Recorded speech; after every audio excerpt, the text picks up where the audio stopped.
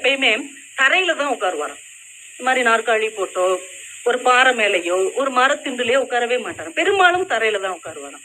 அவருடைய சீடர்கள் கேட்டிருக்கிறாங்க, நீங்க நல்ல ஒரு உயரமான இடத்துல உட்காந்து பேசினா மற்றவங்களுக்கும் கொஞ்சம் எளிமையா இருக்கும் இல்லையா, ஈஸியா இருக்கும்ல, ஏன் பெரும்பாலும் நீங்க தரையிலே உட்கார்றீங்க? அதற்கு புத்தர் ஒரு அழகான பதில் சொல்லி இருக்கிறாரு. தரையில் உட்காருகிறவன் ஒருபோதும் தவறி விழ மாட்டான். வாழ்க்கையில நம்ம அப்படியே அடக்கமா இருந்துட்டோம்னு வைங்களேன், நிம்மதியா இருந்துடலாம். நான் அப்படிங்கிற ஒரு எண்ணம் அதிகமாகும் போது யாரு என்ன சொன்னாலும் நமக்கு அது பிரச்சனையாயிடும். நம்ம பாட்டுக்கு ஒரு ஓரமா சின்ன இடத்துல இருந்துட்டோம்னு வைங்க, அந்த சின்ன இடத்துக்குள்ள பெரிய எந்த ஒரு விஷயத்தையும் வைத்து தாக்குதல் நடத்தவே முடியாது. நமக்கு கிடைத்த இடத்தை அழகாக பார்க்க பழகினோம் என்றால் இந்த வாழ்க்கை இனிமையானதாக தான் இருக்கும். இந்த உலகத்துக்கு என்ன பேர் தெரியுமா? பாருன்னு தான் பேர், பார் கிடையாது. பார் அப்படின்னு தான் பேர். பாருக்குள்ளே நல்ல நாடு நம் பாரத நாடு. பார்வையால் ஆனதுதான் இந்த உலகம். எல்லாமே பாருங்களேன், பார்வையால் ஆனதுதான். ஒரு கடற்கரையில ஒரு 4-5 பேர், நிறைய பேர் போவாங்கல்ல, அதுல ஒரு சின்ன பையன் விளையாடிக்கிட்டு இருக்கிறான் அந்த கடல் அலையில. விளையாடும் போது அவன் செருப்ப கடல் இழுத்துட்டு போயிடுச்சு. அவன் ரொம்ப காண்டாயிட்டான். உடனே அந்த கடற்கரை மண்ணுல எழுதி வச்சிருக்கிறான், இந்த கடல் ஒரு திருடன் அப்படின்னு எழுதி வச்சிருக்கான்.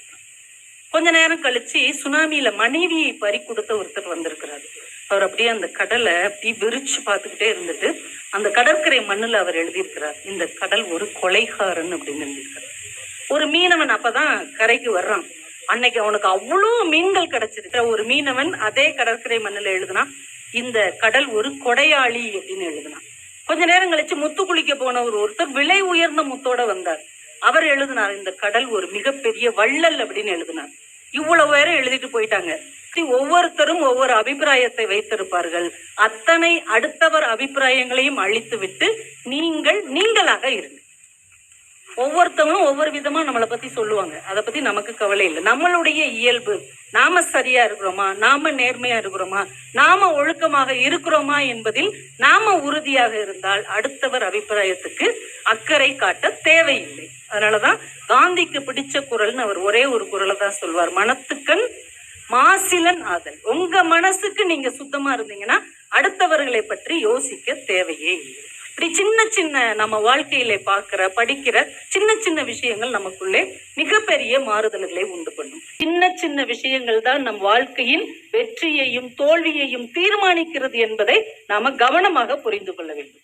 ஏன்னா வீடு எவ்வளவு பெருசா இருந்தாலும் கதவு அதை விட சிறியதுதான். கதவு எவ்வளவுதான் பெருசா இருந்தாலும் பூட்டு அதை விட சிறியதுதான். பூட்டு எவ்வளவு பெரியதாக இருந்தாலும் அதை திறக்கிற சாவி சின்னஞ்சிறியதாகத்தான் இருக்கும் என்றால், எவ்வளவு பெரிய மாற்றத்தை நீங்கள் உருவாக்க வேண்டும் என்றாலும் அதை சின்னஞ்சிறிய விஷயத்திலிருந்துதான் தொடங்க முடியும் என்பதை புரிந்து கொள்ள வேண்டும். நெருப்பாக இருந்தாலும் அது ஒரு காட்டையே அழிக்கக்கூடிய வல்லமை படைத்தது என்பதால் சின்ன சின்ன விஷயங்களில் நாம ரொம்ப கவனமாக இருக்க வேண்டும். திடீர்னு கரண்ட் போயிடுது, இருட்டா இருக்குது. அந்த இருட்டுக்கு வெளிச்சத்தை கொண்டு வருவதற்கு ரொம்ப பெரிய வெளிச்சம் தேவையா? ஒரு சின்ன தீக்குச்சியை பொருத்தி ஒரு சின்ன மெழுகுவர்த்தி ஏற்றினாலே வெளிச்சம் வந்து விடுகிறது தானே. அது மாதிரி நம்மளுடைய அறியாமை, நம்முடைய வறுமை, நம்மளுடைய இயலாமை, நம்முடைய ஏழ்மை, இந்த இருட்டிலிருந்து நம்ம வெளியில வருவதற்கு வாசிப்பு, கல்வி, அறிவு என்கின்ற சின்ன சின்ன சுடர்களை கையில் ஏந்தி கொண்டே மிகப்பெரிய வெளிச்சத்தை நோக்கி நீங்கள் நிச்சயமாக நடைபோட முடியும்.